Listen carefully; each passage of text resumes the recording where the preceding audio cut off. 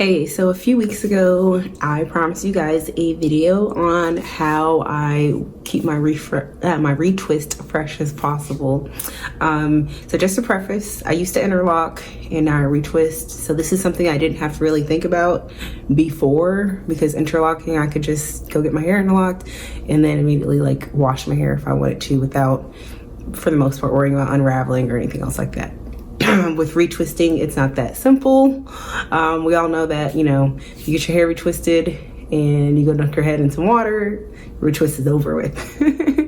So just to preface, I do work out like 4 to 6 times a week. So, and I do hit, running, CrossFit, whatever you name it. So I do sweat a lot.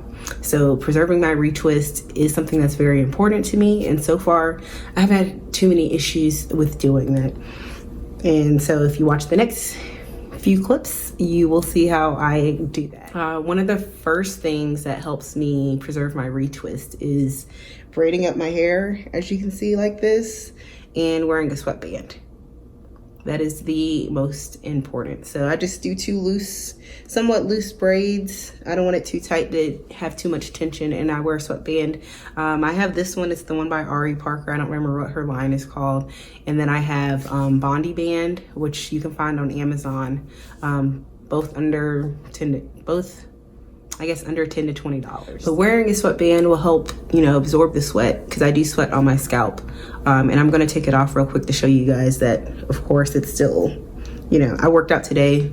I let it dry already and it's still looking good. The second most important thing, and this one's really important, is if you are working out and you sweat, don't take your style down that you put, like your braids or your ponytails, whatever you do with your hair to, you know, keep your locks in a single place. Don't take that style down until it's dry. Because if you take your hair down and your locks are, you know, your roots are soaking wet, you know, it's just gonna unravel.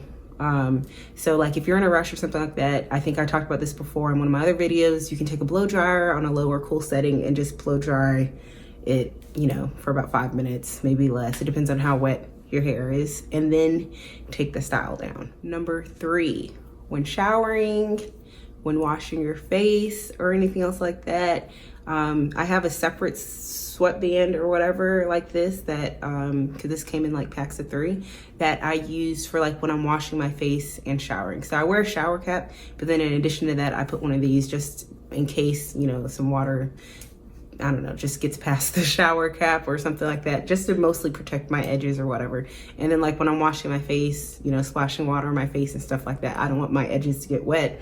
So I also put on like a sweatband, even if I'm not like showering at that moment or whatever. This last tip, the 4th tip, is not for everyone. So if this isn't for you, just disregard. But I honestly wait, since I've switched to retwisting. I used to wash my hair a lot more frequently when I was interlocking, but I honestly wait like, I'd say 2 to 3 weeks to wash my hair. I think last time I waited about 3.5 weeks to wash my hair. But when I did wash it, I think like at the 2-week mark last time, I braided up my hair, used a scalp massager to, you know, really clean my scalp, since they were in braids or whatever.